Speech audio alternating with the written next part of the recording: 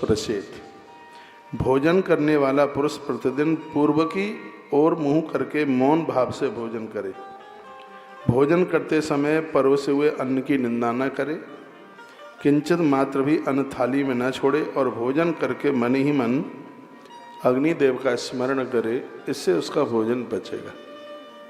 तो यह भी बात कही गई है। इसमें कहा गया जूठा ना छोड़े। वो कहते हैं प्रस्कंदेश मनसा भुक्ता चाग्निम पस्से।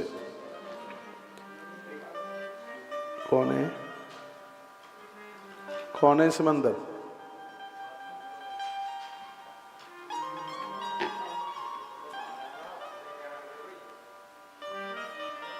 बोली बांके बिहारी लाल की जय हो। श्री हनुमान जी महाराज की जय हो। ये उनके शब्द हैं कि थाली में अन्न बिल्कुल भी नहीं छोड़ा जाए। व्यर्थ न छोड़ो थाली में, जो माल जाए ऐसे ही नाली में। इसमें ग्रंथ में कहा गया है कि थाली में अन्न छोड़ना अपराध है और थाली में हाथ धोना भी उन्होंने अपराध बताया। थाली में कभी भी, जिस थाली में आपने भोजन किया है, बाबा रामदेवरा कहते हैं कि उस थाली में अन्न मत छोड़िए और उसमें हाथ भी मत धोइए।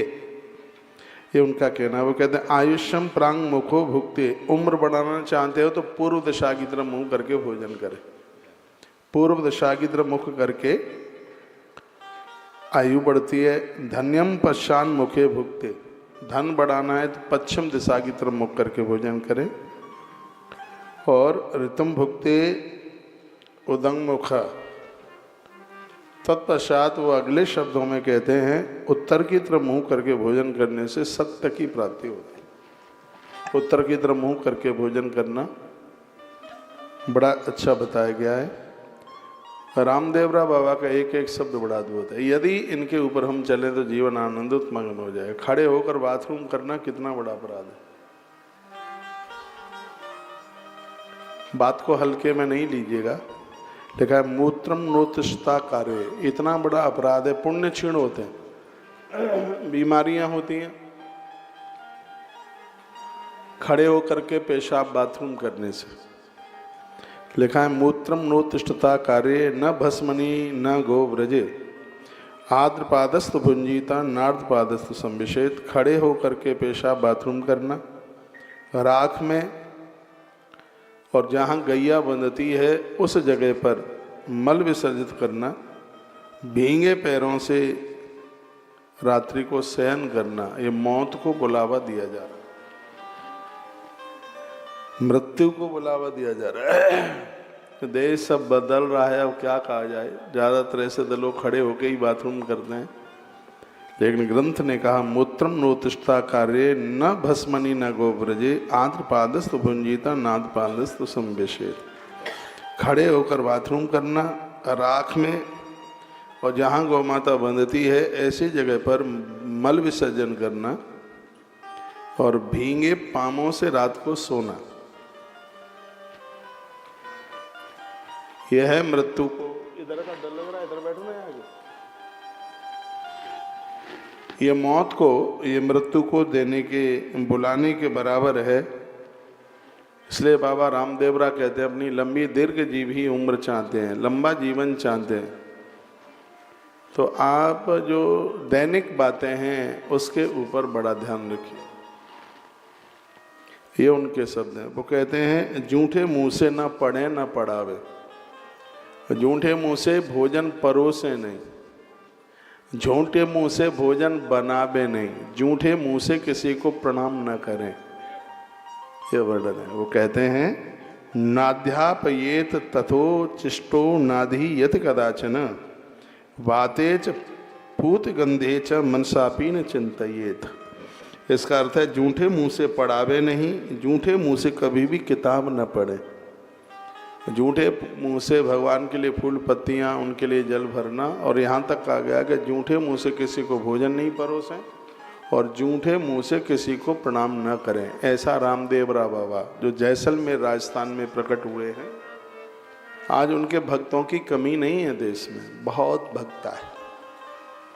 मैं उन्हीं के द्वारा कही गई बात आपके बीच तक परोस रहा हूँ। इसमें मेरा कुछ भी नहीं है बिल्कुल।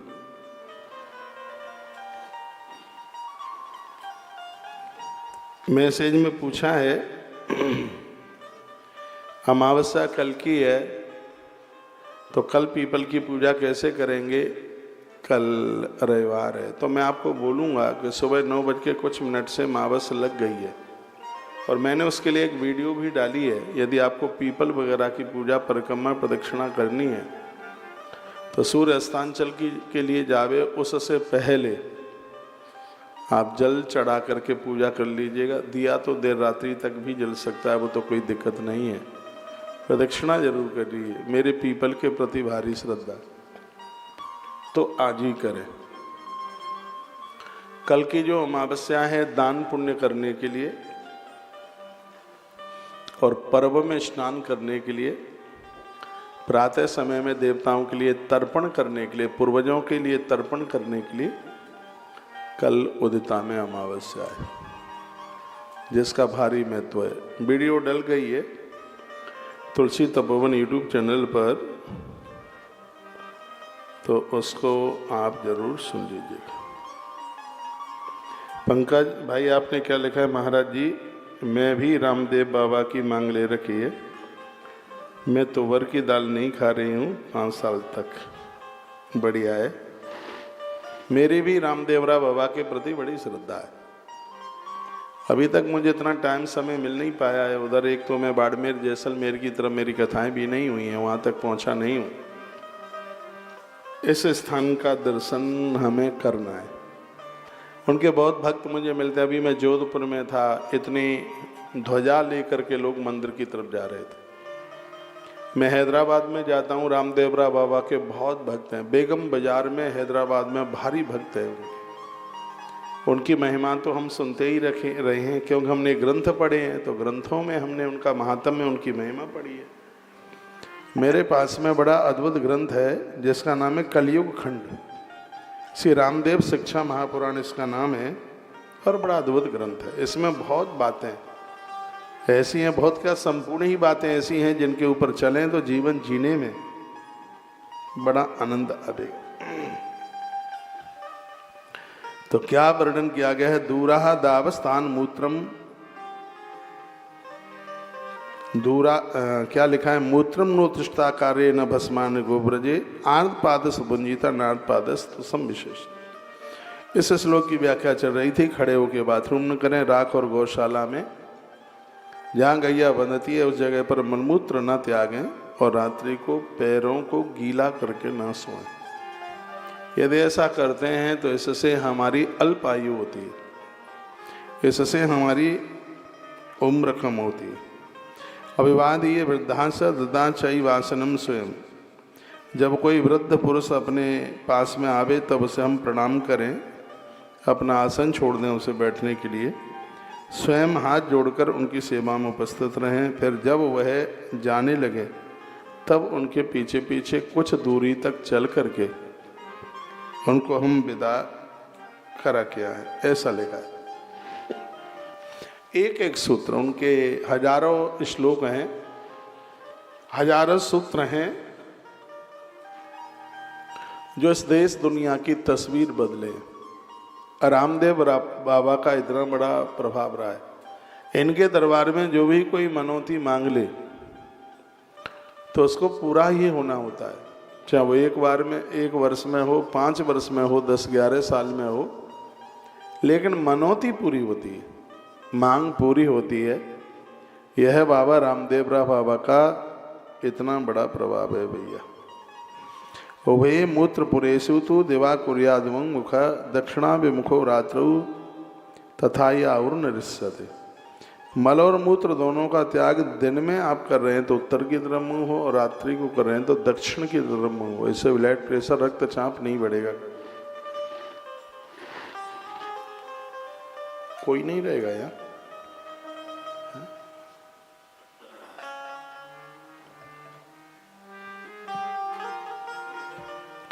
बड़ी अच्छी बात कही। तत्पश्चात का अपना हित चाहने वाले लोगों को चाहिए, जो अपना कल्याण चाहते हैं। अब वो व्यवस्था नहीं है, नहीं तो ये लिखा है जिस कक्ष में, जिस कमरे में आप रहते हैं पेशाब घर और मल त्याग के लिए वो लेट बाथरूम वो कमरे के बाहर ही होना चाहिए। और देखिए ये बातें सिर्फ व्यासपीठ से कहना और उसके ऊपर अमल करना, दोनों में अंतर है।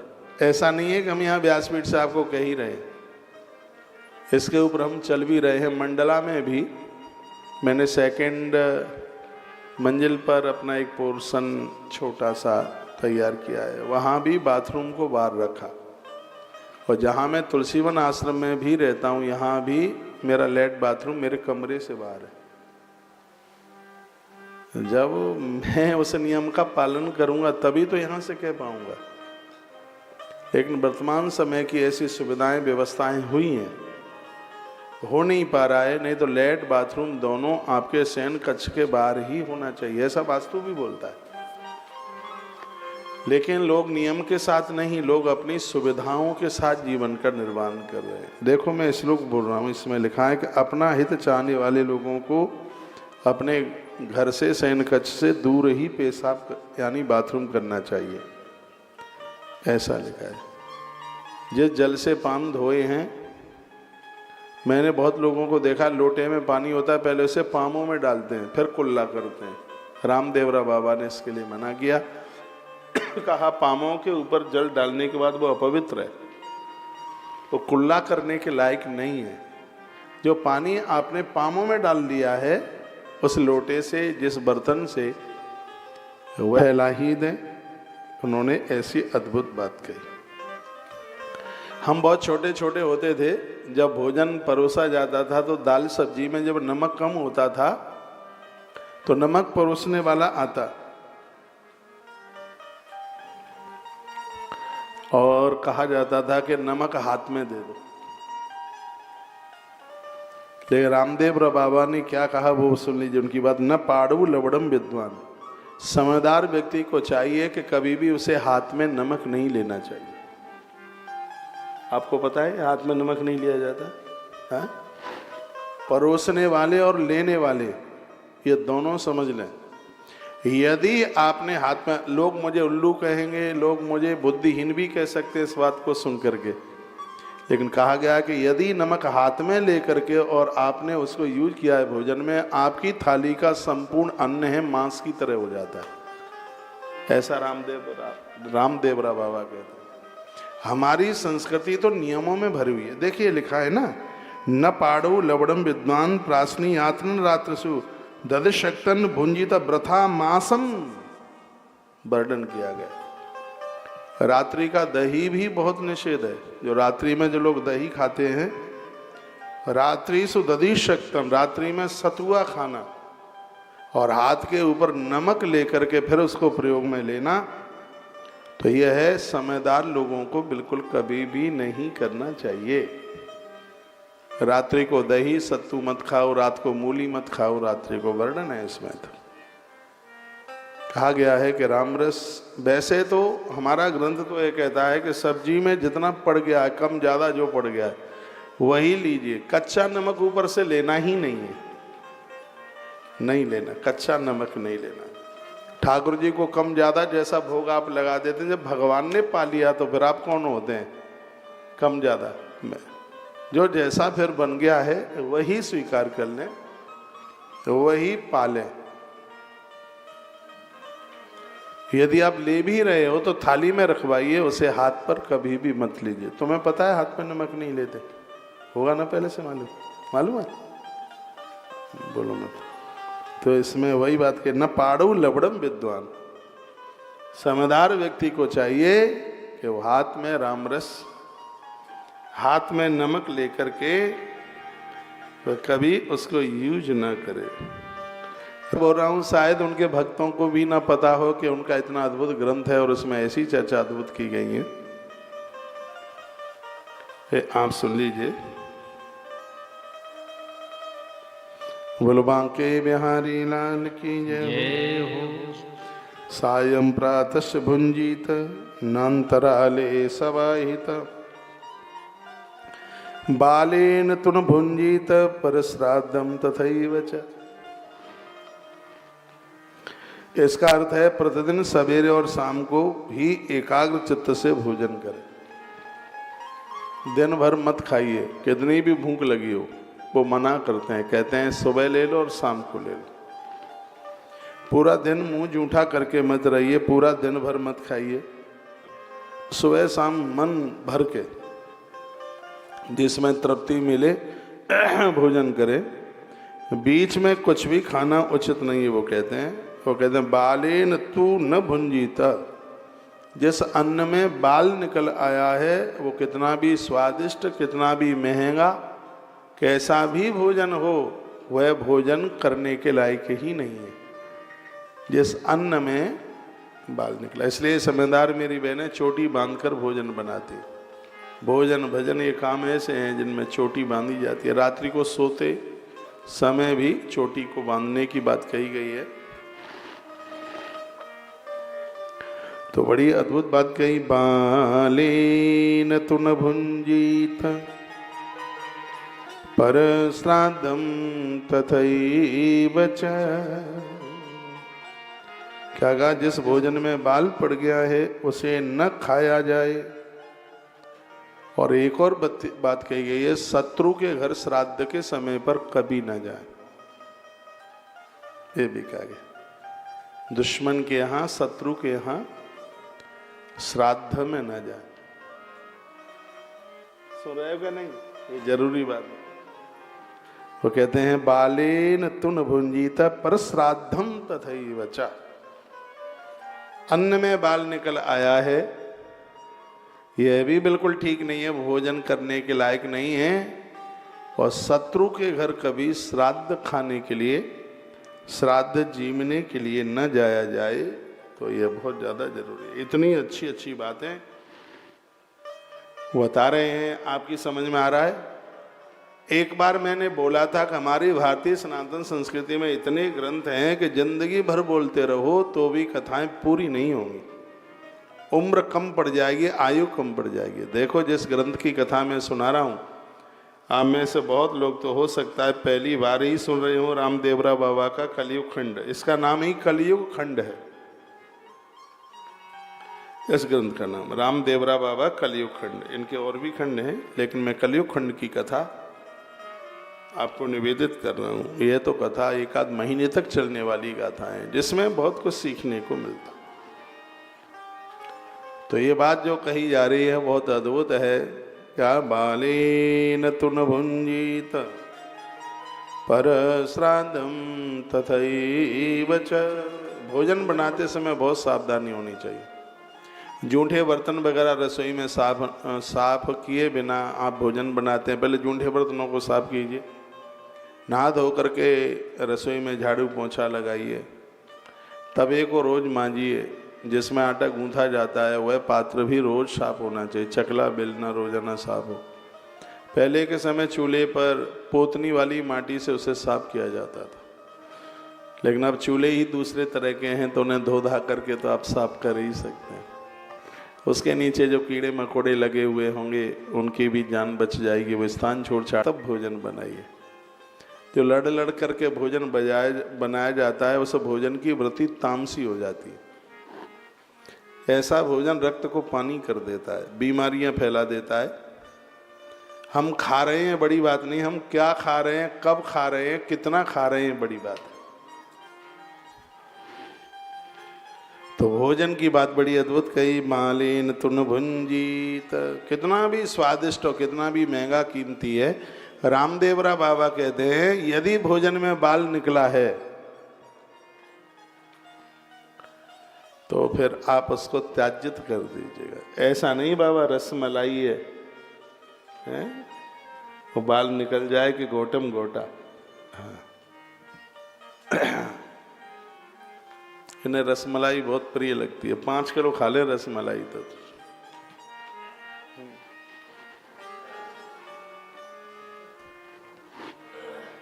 अशोक आनंद मस्त। अरे जलेबी 2.5 किलो का, मस्ती आनंद है। तो बालेन तुन भुंजीत पर श्राद्धम तथैव च। कल हम दतिया गए, पीताम्बरा माँ, कभी आपको समय टाइम मिले इस स्थान का दर्शन जरूर कीजिए। ऐसी मेरी माताएं बहनें, कल ही मेरी वहाँ किन्हीं जनों से बात हुई है जिनके बच्चे हकलाते हैं, तुतलाते हैं, पढ़ने में कमजोर हैं, दतिया में पीताम्बरा माँ का दर्शन करा के उन्हें लाओ। ऐसी मैया है जिसकी कृपा से वाक सिद्धि हो जाती है। कोई वक्ता माता पीताम्बरा के दर्शन वाणी सिद्धि के लिए गुरुवार के दिन करे दर्शन, नोट प्राप्ति के लिए शुक्रवार के दिन। लेकिन वहाँ तो शनि माह की बड़ी महिमा है, अकाल मौत से माँ बचाती है। शनिवार को जो लोग माँ के दर्शन करते भारी भीड़ होती है। बाघ सिद्धि गुरुवार के दिन। मैंने तो 10 महाविद्याओं की कथा आपको सुनाई है। 8वीं महाविद्या है माता बगलामुखी, सौराष्ट्र में हल्दी के कुंड से प्रकट हुई है, इसलिए उसको पीताम्बरा माता के नाम से जानते हैं। कलयुग में जिसका भारी प्रभावित, इसको गलत प्रयोग मत कीजिए। वैसे इसका मंत्र है, हल्दी की माला पर जपा जाता है। यदि कोई बगलामुखी के भगत हैं तो दुश्मनों को मारने के लिए हल्दी, और अपने मानसिक शांति के लिए तो तुलसी रुद्राक्ष की माला पर ही उसका जप करे, तो यह माँ बाघ सिद्धि कर देती है। बहुत प्राचीन, बहुत पुरातन मंदिर है। इस मंदिर की महिमा मैं बात बताऊं आपको। 1947 में देश की आज़ादी के लिए बिगुल बज रहा था, चारों तरफ से आवाजें आ रही थी, तो यहाँ के स्वामी जी ने देश स्वतंत्रता के लिए एक यज्ञ किया। और ये आश्चर्य हुआ कि इधर यज्ञ की पूर्णाहुति हो रही थी, उधर अंग्रेज सिग्नेचर कर रहा था भारत की मुक्ति के लिए, और इधर आहुति हुई, उधर भारत आजाद हो गया। ये दतिया की माता पीताम्बरा, कल हमने दर्शन किया। ये बात हम इसलिए कह रहे हैं, कभी आप उधर झांसी वगैरह आप जाएं उधर, तो इस पवित्र स्थान का आप जरूर दर्शन कीजिए। उसके बाद में हम ददरुआ सरकार के दर्शन किए। कलयुग में बड़े अद्भुत हनुमंत बलवंत महाराज हैं, ददरुआ सरकार। वहाँ के महाराज जी का दर्शन हुआ, पूज्य ददरुआ वाले महाराज जी का। बहुत आनंद की अनुभूति हुई। मैंने तो वार्षिक उत्सव पर एक कथा कही है, वो 18 में या 19 में 18 में कही है, 19 में कही। यहाँ के हनुमान जी तो सखी हनुमान है, और आज तो सब उनको डॉक्टर हनुमान के नाम से जानते हैं। लोग रोते हुए जाते हैं और वहाँ से मुस्कुराते हुए, वहाँ से हंसते हुए आते हैं। असाध्य बीमारियों को दूर करते हैं ददरुआ वाले हनुमान। बहुत अद्भुत हैं, बहुत विशेष हैं। यूपी में राम राजा ओरछा धाम, जो ना गए हों तो जरूर जाइएगा। ऐसा लगता है कि यह दूसरी अयोध्या बनकर के तैयार हो गई है। राम राजा, ओहो हो, क्या अद्भुत! पहली बार दर्शन किया, आनंद हो गया। बागेश्वर वाले महाराज जी के कार्यक्रम में पहुंचना हुआ था, तो इसे यात्रा के माध्यम से और भी जगह दर्शन करने का सौभाग्य, ये मौका प्राप्त हो गया। मुझे मीडिया के लोगों ने पूछा कि इस यात्रा का कितना प्रभाव पड़ेगा लोगों के ऊपर, तो मैं एक जवाब दे के आया उन्हें। मंदिर में ही लोग मुझे काफ़ी खड़े मीडिया के लोग मिले। इस यात्रा को मैंने प्रत्यक्ष अपनी आंखों से देखा है। तो मैंने तो पूरा का पूरा दृश्य देखा, और अंदर से यह भी उसके ऊपर सोचा कि इस यात्रा का कितना बड़ा प्रभाव पड़ेगा। जाति बिरादरी मिटेंगी कि न मिटेंगी परमात्मा जाने, और मुझे लगता भी नहीं है कि ये मिटेगी, और ज़रूरत भी नहीं है कि मिट जाए, ऐसी ज़रूरत भी नहीं। लेकिन ज़रूरत यह है कि जातिवाद बिल्कुल मिटना चाहिए, छुआछूत मिटनी चाहिए।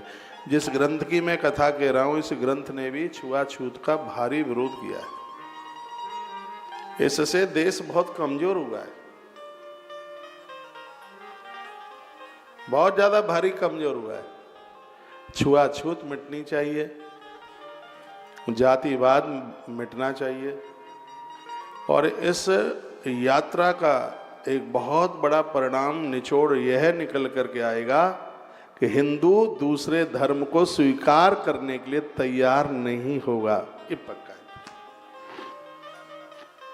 फिर पता लगेगा कि हमारे देवताओं का प्रभाव है।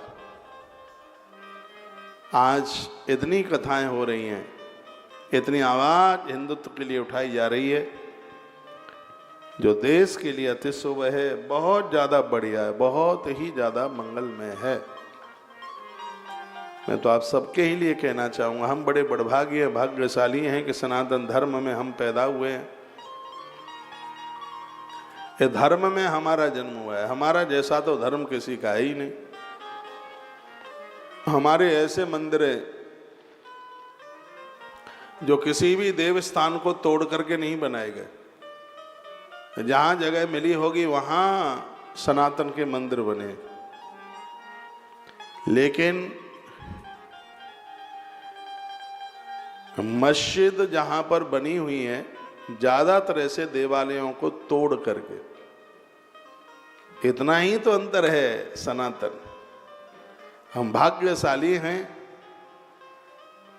ऐसे धर्म में हमारा जन्म हुआ है। हिंदू एकता होनी चाहिए,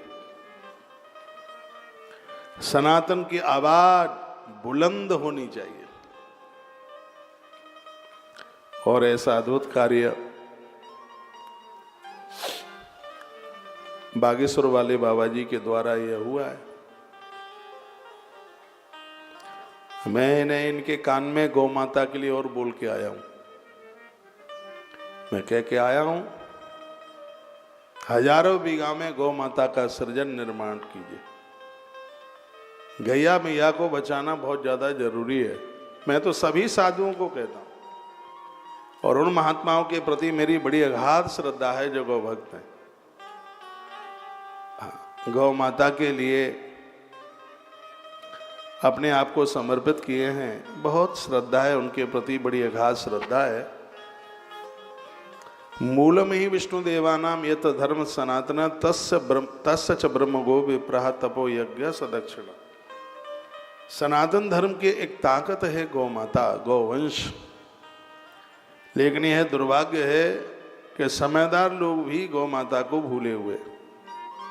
पूज्य राजेंद्र दास जी महाराज जी से मेरी मुलाकात हुई। रात्रि को मैं उन्हीं के आश्रम में रुका,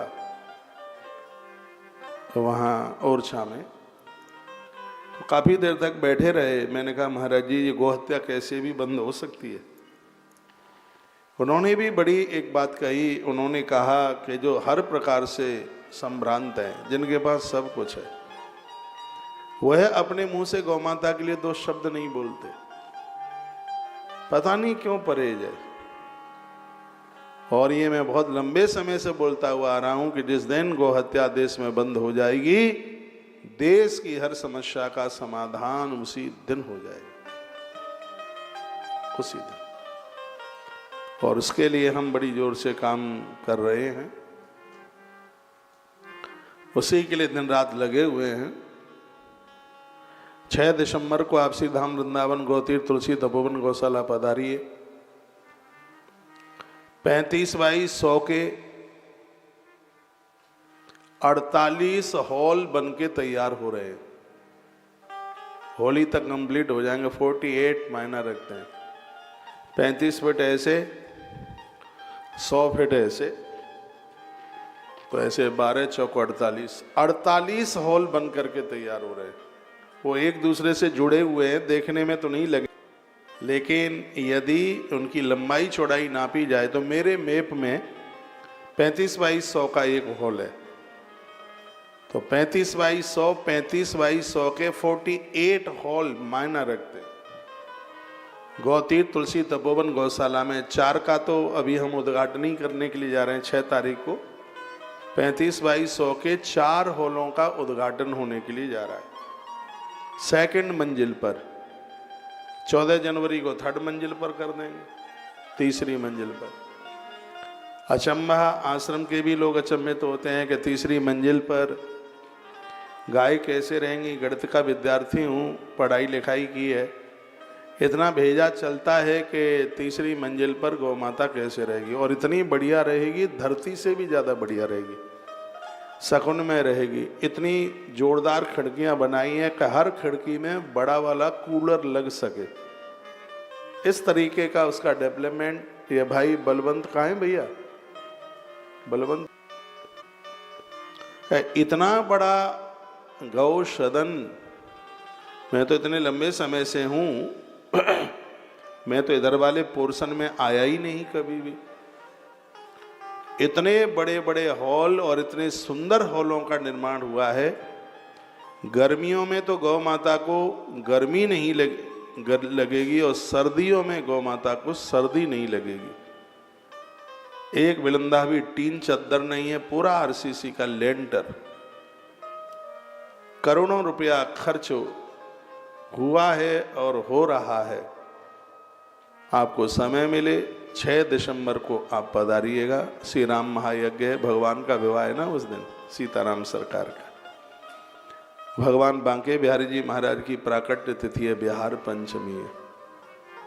तो उस दिन इन गो गोष्ठों का कुछ उद्घाटन लोकार्पण हो रहा है। जो लोग आ सकें अवश्य में पधारिए, सीधा वृंदावन आइए, गौशाला आइए, गोदान कीजिए, बछड़ियों का दान कीजिए, बछड़ों का दान कीजिए। हमें हर प्रकार से गोवंश को बचाना, उसकी रक्षा करनी है। मठ मंदिरों के लिए बोलने वाले लोग बहुत हैं देश में। मुझे लगता है कि ईश्वर ने ये जिम्मेवारी मुझे दी है कि मैं गौ माता के लिए सिर्फ बोलता ही नहीं रहूँगा, गौ माता के लिए करता भी रहूँगा। और ये काम खाली बोलने से नहीं, ये काम करने से ही होगा। तो इसमें आप सब लोग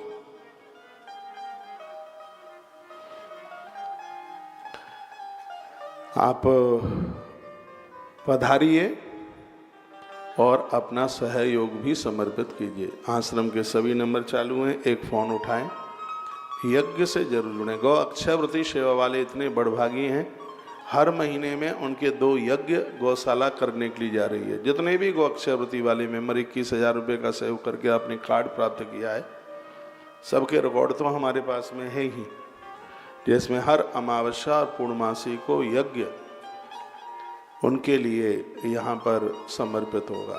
मैंने 2 दिन पहले एक अनाउंस किया है, हाँ कल ही तो किया है सुबह, और अनाउंस इस बात का है कि आपके घर में बच्चों का जन्मदिन होता है, शादी की तिथियां होती हैं और ऐसा कोई उत्सव होता है, तो डेट, तारीख, जन्म तिथि, तारीख हमारे यहाँ लिखा दो।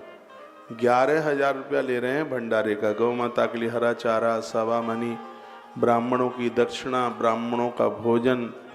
एक साल में 11,000 रुपया आपका निकलेगा। तो आपका तो उत्सव इतना बढ़िया मन गया है, गौ माता का आशीर्वाद मिल गया है, और यहाँ गैया मैया की रसोई में वृद्धि होगी, ब्राह्मणों के भोजन में वृद्धि होगी। तो ये कितना बड़ा काम हो जाएगा। तो उसके लिए नाम, जगह, गोत्र और कब का जन्मदिन है, तारीख या तिथि जिस भी हिसाब से आप मनाते हैं, तो यहाँ के सभी नंबर चालू है। मेरी कॉल भी आएगी आपको, मेरा मैसेज भी आएगा आपके जन्मदिन पर। उसके हम रजिस्टर बनाना आरंभ करें। जिस दिन आपकी तिथि आएगी, जिस दिन आपकी तारीख आएगी, यहाँ से कॉल आपके पास में पहुँचेगी। आज आपकी तरफ से यहाँ भंडारा हो रहा है आपके जन्मदिन के उपलक्ष्य में। और एक बात और सुन लीजिए, आप कभी घर नहीं कर सकते। आप जितने वर्ष के हो गए हैं उतने शुद्ध देसी घी के दिए शाम के समय इस गौशाला में आपके नाम से जलाए जाएंगे। ये आप कभी भी नहीं कर पाओगे। तो इतनी खुशी होनी चाहिए इस सेवा से जुड़ने के लिए। मैंने कल ओरछा में इसका अनाउंस किया है और अब हम इसको चालू कर रहे हैं। इसमें आपके लिए तो बहुत अच्छा होगा ही, लेकिन इससे गौ माता के लिए भी बहुत वृद्धि होगी। तो अपना नाम, बच्चियाँ आती रहेंगी, आप उसमें पैसा जमा कर दें। यहाँ से भंडारे में ब्राह्मणों का भोजन, दक्षिणा। वैसे भी हमने सुना है गायत्री जपने वाले ब्राह्मणों को भोजन कराने से तीनों लोग संतुष्ट हो जाते हैं, इतना बड़ा महत्व है।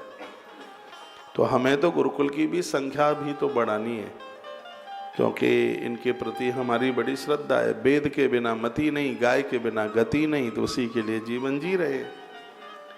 और ऐसे आप सब जन जुड़े रहेंगे तो यह सब हो जाएगा, बहुत ठीक हो जाएगा, बहुत बढ़िया हो जाएगा। आश्रम के सभी नंबर चालू हैं और आप उन पर संपर्क करते हुए ये सौभाग्य कमा। कथा लाइव टेलीकास्ट 4 बजे तक चलेगी, तो कहीं जाइएगा नहीं, सुनते रहिए और गौ माता की सुंदर छवियों का भी दर्शन करते रहिए। इस समय नए नए जो पोर्शन बन रहे हैं, हॉल बन रहे हैं, जिसमें कलर चल रहा है, जो कोठियों में रंग होता है वही पेंट चल रहा है। हर प्रकार से आप सहयोगी बनते हुए सौभाग्य, यह पुण्य कमा लें। और इस बात को न भूलें, यज्ञशाला बन रही है, घास फूस की बड़ी चकाचक, और इसमें आपका यज्ञ आरंभ होने वाला है। श्री राम महायज्ञ 6 तारीख को, 5 तारीख को अखंड रामायण का पाठ बैठ जाएगा और आपके हर जन्मदिन पर यज्ञ होगा, भंडारा होगा, गौ माता को हरा चारा, सवामनी, ब्राह्मण भोजन और उनको दक्षिणा। सहयोग राशि है उसमें 11,000 रुपया है। तो ये प्रत्येक दिन यज्ञ चलेगा। मैं निवेदन करूंगा प्रत्येक दिन के यज्ञ में एक संक्षिप्त आपका सहयोग 2100 रुपये का सहयोग है।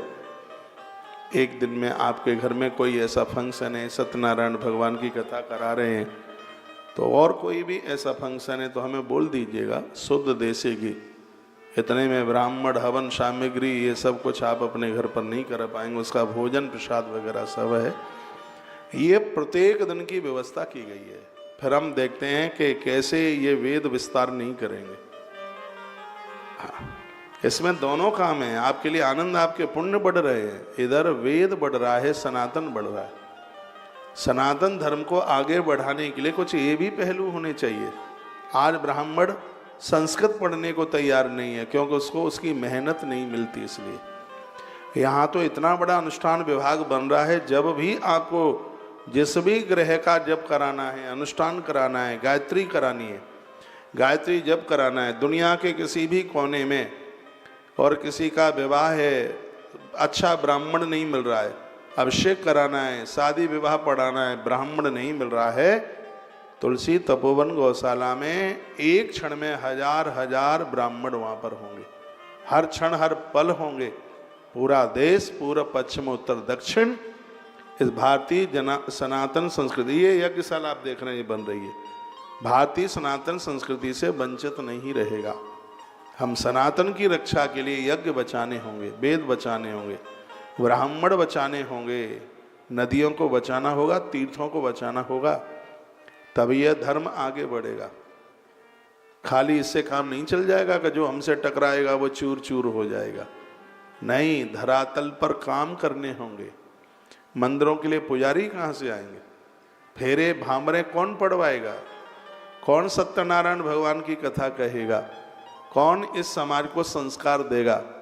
उसके लिए ब्राह्मण को बचाना बहुत ज़्यादा जरूरी है। इसलिए 5 मंजिल का इतना अद्भुत गुरुकुल बनाया है, जिसमें एक ही बार में 1000 बच्चे रह करके विद्या प्राप्त कर सकते हैं। और उसके लिए हम तैनात हैं काम करने के लिए, और लगे ही हैं दिन रात।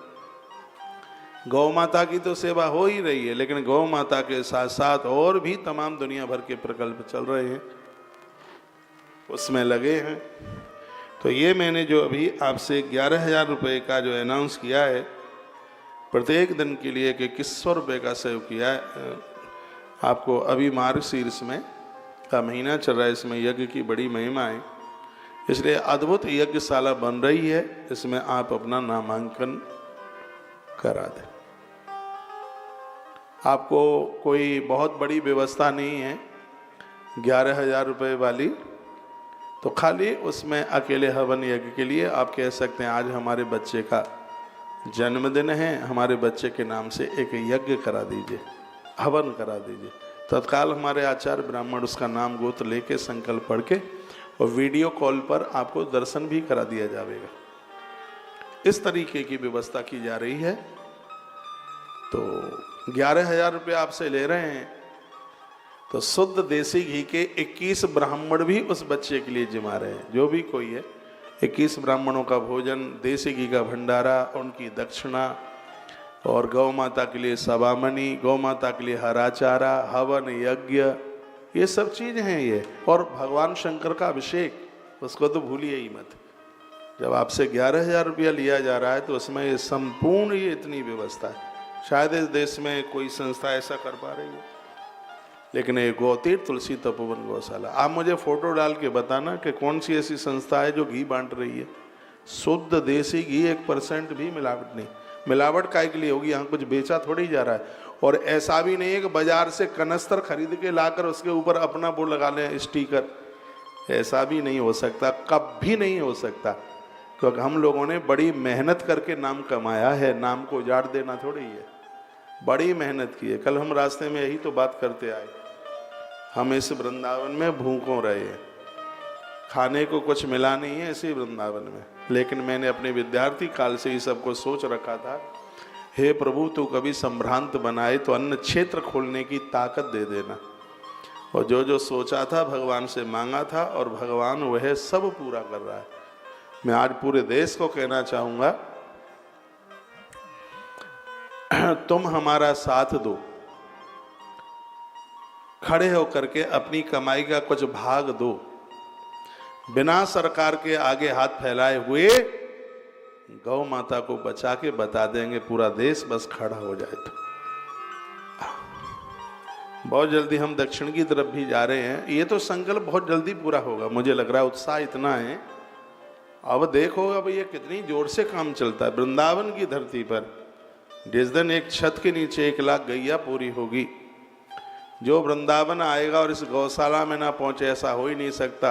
हम छाती पर हाथ रख के कह रहे हैं, वृंदावन में आने वाला व्यक्ति गौतीर्थ तुलसी तपोवन गौशाला ना जाए तो उसको तो लगेगा कि मेरी तो वृंदावन की यात्रा ही अधूरी रह गई। उसको ऐसा आभास होगा, ऐसा काम किया जा रहा है, अद्भुत कार्य किया जा रहा है। हम आप लोग भले ही न रहें, लेकिन यह कार्य एक मानव जाति को शिक्षा देता रहेगा। ये देख रहे हैं राजस्थान के पत्थर में बिल्कुल गड़ी हुई मड़ी हुई गौशाला। रात्रि को मेरा ओरछा से आना हुआ, तो आश्रम में आने से पहले मैं गौशाला पहुंचा। गौ माता लंबी टांगे करके गैया सो रही है, कुछ गाय खड़ी थी, बच्चे उसका दूध पी रहे। मैंने उस बच्चे को कहा जो वहाँ देखता है, यहाँ बालक राकेश देख रहा है गौशाला, बहुत मेहनती, सुबह से लेकर के रात्रि तक उसकी देखभाल करना, उसका कार्य बड़ा प्रशंसनीय है। तो 2 बच्चे 2 गायों के नीचे लगे हुए थे। मैंने कहा बेटा ये तो सब दूध पी रहे हैं। तो कहते हैं महाराज जी आपने ही तो कहा है कि यहाँ कोई डेयरी थोड़ी ही है, गैया मैया के बच्चा। तो बालक मुझे बोल रहा था कि 1/3 दूध तो बच्चे पीते हैं, 1/4 दूध ही निकाला जाता है। हमारे यहाँ के छोटे छोटे बच्चों को आप डांट नहीं सकते, इतने वो फुदकने वाले, इतने बलिष्ठ। बड़ा आनंद हो रहा है गौ सेवा में, बहुत मन लग रहा है, मेहनत में भी कोई कमी नहीं हो रही। कल ददरुआ वाले महाराज जी बोल रहे थे, बेटा मन गदगद हो जाता है। मैं भी बहुत जगह गया हूँ, बहुत गौशालाओं में गया हूँ, लेकिन क्या अद्भुत, वो कई बार आए हैं गौशाला में, उनके यहाँ से यहाँ गाय भी आई। आप जा रहे हैं, थोड़ा सा और बैठ लेते, रामदेवरा बाबा की कथा सुन लो, ये सब काम मिल जाएगा। ये कथाएं कहाँ मिलेंगी, कौन सुनाएगा इन कथाओं? मैंने आज पूरे देश को मैं कहना चाहूँगा, एक बार आज के हॉल दिखाना जो बच्चे रिकॉर्ड करके लाए पर से। गौ माता की रसोई भी इतनी तगड़ी बन रही है जिसमें एक बार में 2000 लोग भोजन कर सके, क्योंकि इस गौशाला में 10,000 से कम ग्वारिया नहीं होगा। क्यों? एक ग्वारिया 10 गाय संभाल पाता है, तो 1 लाख गायों के लिए 10,000 ग्वारिया चाहिए। तो उसके लिए कमरों का निर्माण चल रहा है बड़ी जोर से, बच्चों के सहित रह सके। और यहाँ का आरसीसी के मकान, ये रात्रि की तस्वीर आप देख रहे हैं, ये 2-3 दिन का जन्मा हुआ बच्चा है, ये बछड़ा है, इसका नाम मंगल रखा गया है। तो मंगल को गए अभी 2-3 दिन हुए होंगे, आज क्या दिन है, शुक्रवार, ये मंगलवार का जन्मा हुआ है, इसलिए इसका नाम है मंगल। ये अभी एक बार और दिखाइए, हाँ हाथ चाट रहा है। जब भी आप यहाँ आते हैं तो एक बार आप गौशाला जरूर आइए। पहले आप आए हैं तब से लेके अब की गौशाला में तो बहुत अंतर है। जब आप 5 मार्च को ब्रज यात्रा में आएंगे तब आप यह कहेंगे ये क्या अद्भुत कमाल हो गया है। ऐसा ही कार्य हो रहा है, उसके लिए लगे हैं, दिन रात लगे हैं। चुनौतियां तो बहुत हैं लेकिन मंजिल मिल रही है, आनंद हो रहा है। ब्रेक भी बहुत लग रहे हैं, लोग रोकने वाले भी सामने खड़े हैं बैरियर डाल करके, लेकिन भगवान कृष्ण ने कहा है कि अच्छे काम के लिए चलोगे तो ये तो इंसान है, पहाड़ भी तुम्हारे रास्ते को खाली कर देंगे निकलने के लिए। बस वही भगवान गोविंद के चरित्रों में ऐसा ऐसा पड़ा है। बहन मंजू भट्ट आपने लिखा है, आपके जैसे अद्भुत कार्य भगवान की कृपा से, ईश्वर ने इस सेवा के लिए, इस कार्य के लिए चुनाव किया है, उस कार्य को बड़ी लगन के साथ में किया जा रहा है। एक बार आप पधारिए, 6 तारीख को आइए, अद्भुत तिथि है। तो 2nd मंजिल पर हम गौ माता का उद्घाटन करने के लिए जा रहे हैं। 2री मंजिल पर 14 जनवरी को 3री मंजिल पर करेंगे। तो लगभग 2-3 महीने में ये 48 हॉल बन करके तैयार हो जाए। 48 हॉल। राम राम प्रभु तेरी बड़ी लीला, कभी सोच में भी नहीं आया 1000 हॉल बनेंगे ऐसे। अभी तो शुरुआत है, 48 तैयार होने को जा रहे हैं और आगे निर्माण भी चल रहा है उनका। अब ये मेरा स्टाफ यहाँ पर बैठा है, इनको तो लगे 48 हॉल कितने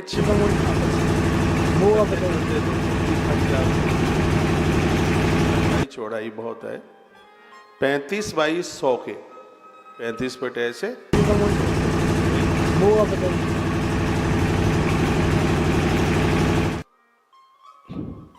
एक हॉल में हम 100 गायों की व्यवस्था, तो 1000 हॉल में ही तो तब 1 लाख गाय व्यवस्थित हो पाएंगे। उनके लिए खुली जगह।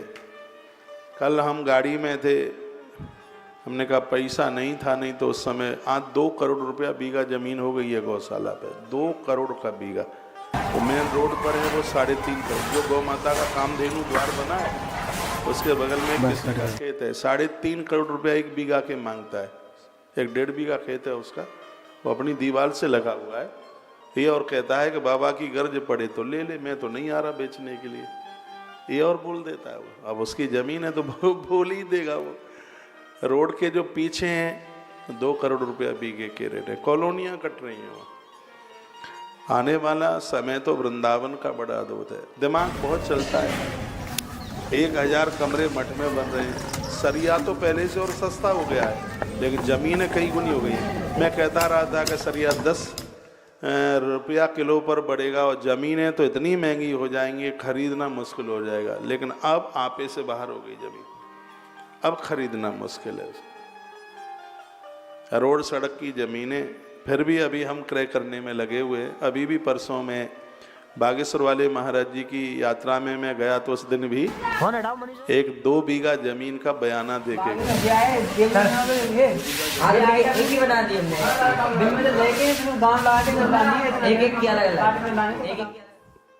आपके यहाँ तो 1 बीघा में शायद कितना होता है, 5 बीघा होता है, कितना है 1 बीघा में?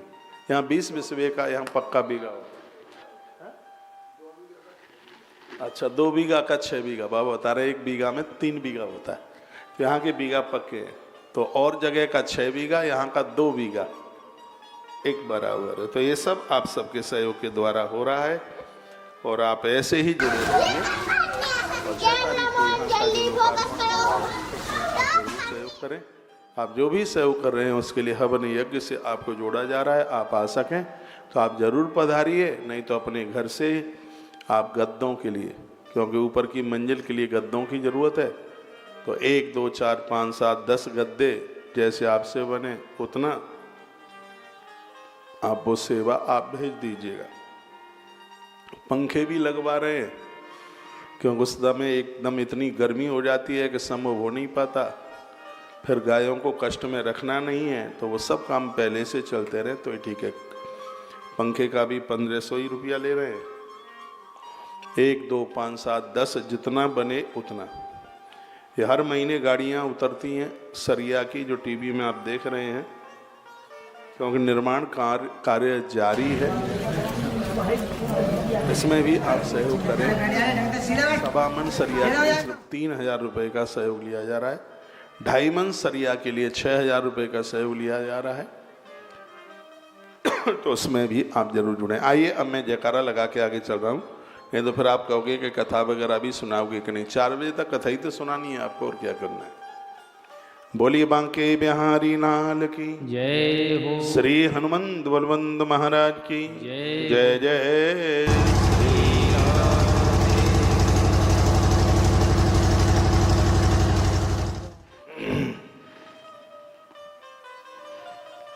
अगली बात क्या कहा है, क्या कही गई? भाग्य तो नैक वस्त्रस्य नासं विष्ट कदाचन भूमौ सदैव नास्नीयान्न नासीनो न शब्दवत्। क्या कहा गया? का भोजन के समय मौन रहना चाहिए। सुन रहे हो? भोजन के समय रामदेवरा बाबा, उनका वाक्य है, भाग्य तो नैक वस्त्रस्य नासं विष्ट कदाचन। भोजन के समय मौन रहिए, बिना वस्त्र पहने हुए भोजन मत कीजिए। भोजन करते समय शरीर के ऊपर भले एक वस्त्र है, शरीर ढका हुआ होना चाहिए, कंधे खुले नहीं होने चाहिए। स्नान के बाद कम से कम कंधों पर कोई वस्त्र डाल लें, तब ही भोजन करें। भोजन के समय वस्त्र की जरूरत है, स्नान के समय भी वस्त्र की जरूरत है, यात्रा करते समय भी वस्त्र की जरूरत है, और रात्रि को सोते समय भी वस्त्र की जरूरत है। ये तो हमारे और भी ग्रंथों में लिखा है। रामदेव रा बाबा कहते हैं भोजन के समय बिल्कुल मौन रहिए और वस्त्र कंधे पर डाल के भोजन करें। भोजन के पदार्थ को भूमि पर ना रखें, तो काय पर रखें? वो कहते हैं पटले पर रख लें तो ज़्यादा ठीक है, किसी पट्टे पर रख लें तो ज़्यादा ठीक है। का ये कोई व्यवस्था ना हो तो वो बड़ा अच्छा कहते हैं कि आपके पास कोई लोटा है, कोई पात्र है जिसमें पानी है, तो जहाँ आप थाली रख रहे हैं हाथ में जल लेकर, उस जगह को जल के द्वारा प्रोक्षण कर दीजिए। वहाँ थोड़ा पानी के छींटे लगा करके, सुन रहे हो, पानी के छींटे लगा करके तब वहाँ पर थाली को रखिए। तो इससे भोजन की पवित्रता बनी रहती है, भोजन अपवित्र नहीं होता, अपावन नहीं होता। ये हैं रामदेवरा बाबा के संदेश। लोग ध्वजाएं ले लेके ऐसे ही नहीं चल रहे हैं, ये बहुत अद्भुत एक देवत्व धरती पर प्रकट हुआ, जिन्होंने मानव जाति को जीना सिखाया। उनको तो आए हुए 600-700 वर्ष हो गए हैं धरती पर, पुरानी बात है, नहीं तो उस जमाने में उनकी बहुत बड़ी टीआरपी रही होगी। लोगों को जिंदगियां मिली, लोगों को जीवन मिला, उन्होंने ऐसे ऐसे अद्भुत काम किए।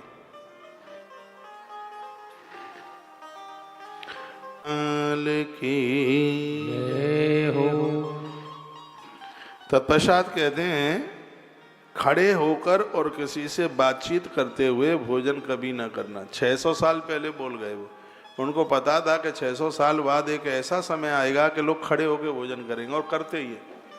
जूते चप्पल पहन के कहते हैं बफर सिस्टम है। अपनी संस्कृति को मत खोइए, ये सिस्टम अंग्रेजों का था। तुम ईसाई नहीं हो, तुम परिपक्व हिंदू वैदिक धर्म में जीने वाले सनातनी लोग हो। जूते चप्पल पहन करके खाना, अरे अरे अरे, राम राम राम राम राम राम राम।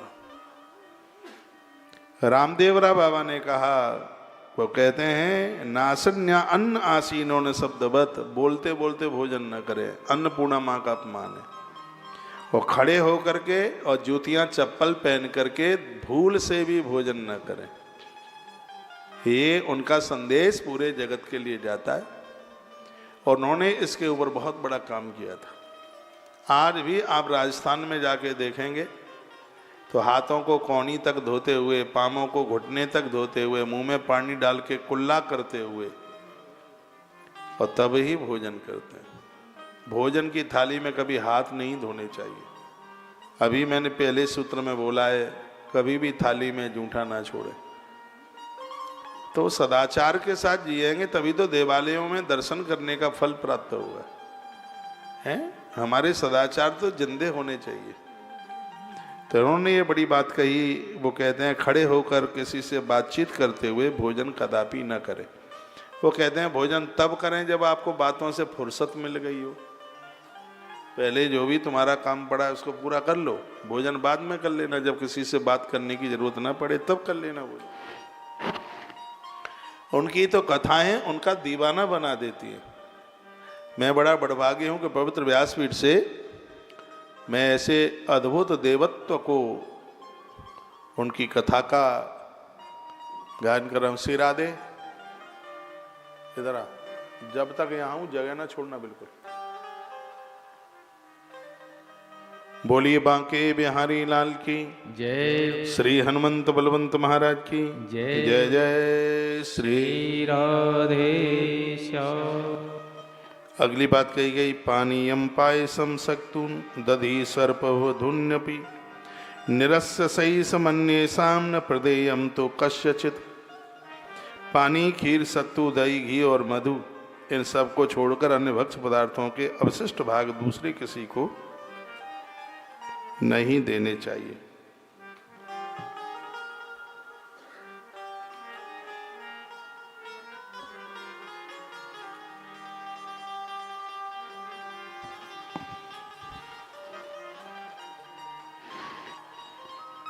कहते हैं वो सर्व शौचेषु ब्राह्मेण तीर्थेन समुपस्रेत निष्टिभ्य तु तथा श्रुता सस्पशापोई सुचिर भवेत्।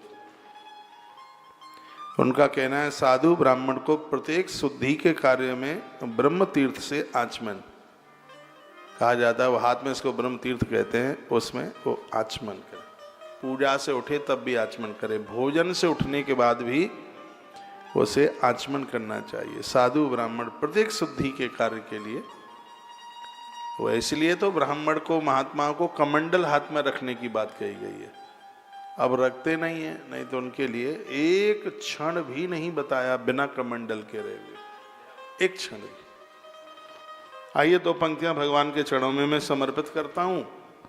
उसके तत्पश्चात इस प्रसंग को, जैसे ही ये आगे आगे आज माताओं के धर्म का वर्णन है, बड़ा भाई, छोटा भाई, क्या छोटी बहन को बड़े भाई के चरण छूने छू सकता है कि नहीं, ऐसी अद्भुत बातों का वर्णन। बहुत जगह ऐसी हैं इसी देश में जहाँ बहनों से बड़ा भाई पाम छुपाता है, उसका एक कितना बड़ा अपराध है आज की कथा में आप सुनेंगे। दामाद से चरण छुपाना कितना बड़ा अपराध है, बेटियों से चरण छुपाना कितना बड़ा अपराध है। इन तमाम बातों को रामदेवरा बाबा ने इस समाज में एक प्रमाण के साथ में रखा।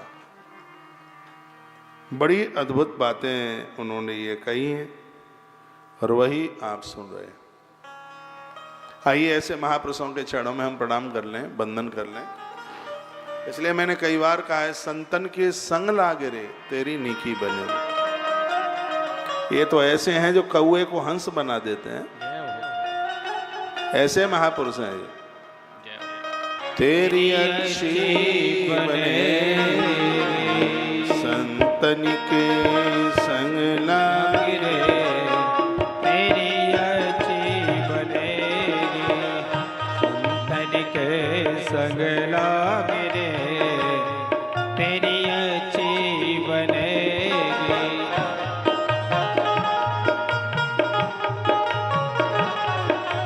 एक बात मैं बोल रहा हूं,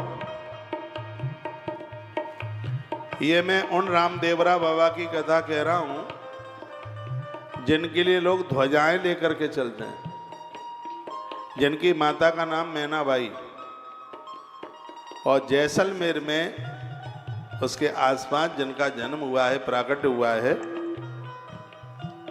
यह उन्हीं की कथा है, तो वही मैं आपसे चर्चा कर रहा हूँ। संतन के संग लागे रे तेरी अच्छी बनेगी, संतन के संग लाग रे तेरी अच्छी बनेगी, अच्छी बनेगी तेरी किस्मतें खुलेगी, अच्छी बनेगी तेरी किस्मतें खुलेगी, संतन के संग लाग रे तेरी अच्छी बनेगी।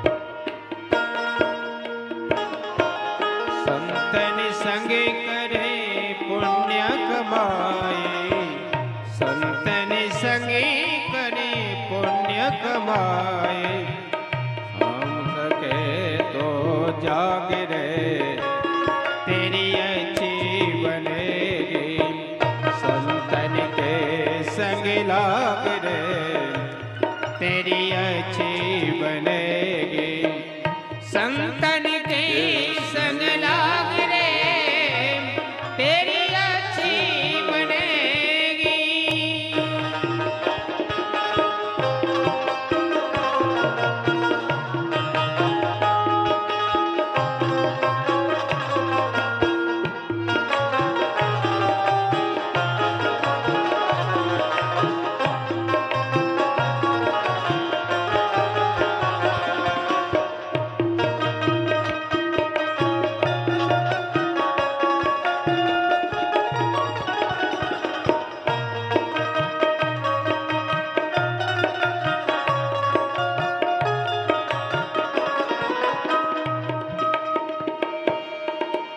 कागा से तोए हंस करेंगे, कागा से तोए हंस करेंगे,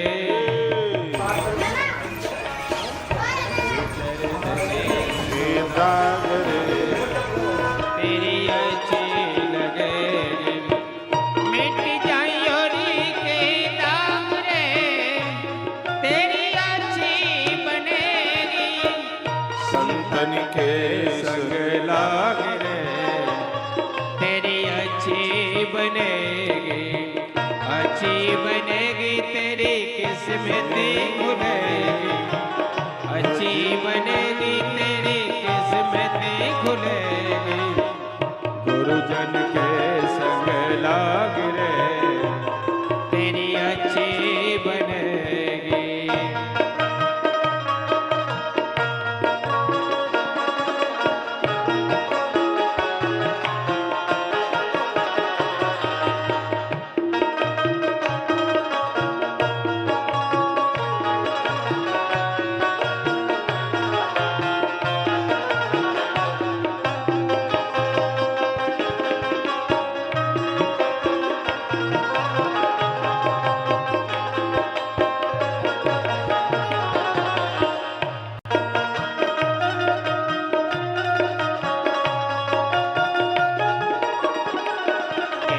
संग लाग रे ओहो तेरी अच्छी बनेगी, संतन के संग लाग रे तेरी अच्छी बनेगी, संतन के संग लाग रे तेरी अच्छी बनेगी, संतन के संग लाग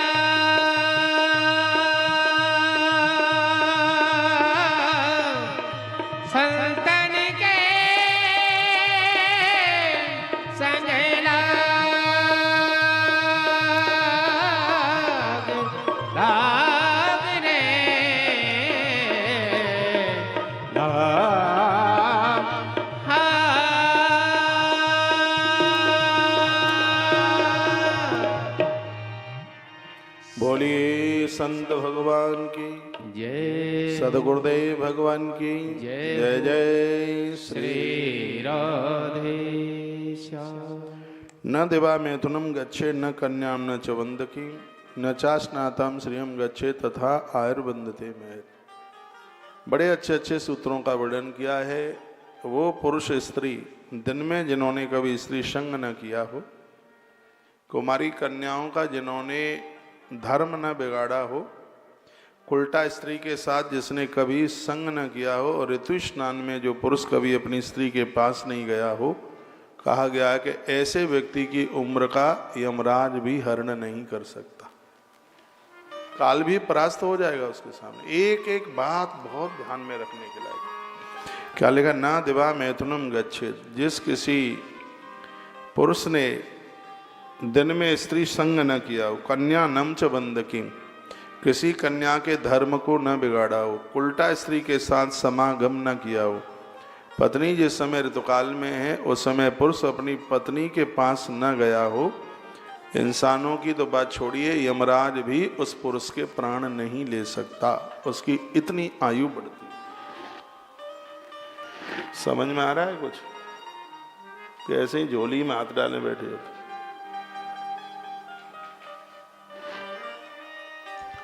ऐसे इन ग्रंथों का, किताबों का सरकार को चाहिए वो पाठ्यक्रम में ये होनी चाहिए। इसका मोबाइल खींचो, मोबाइल लो इसका।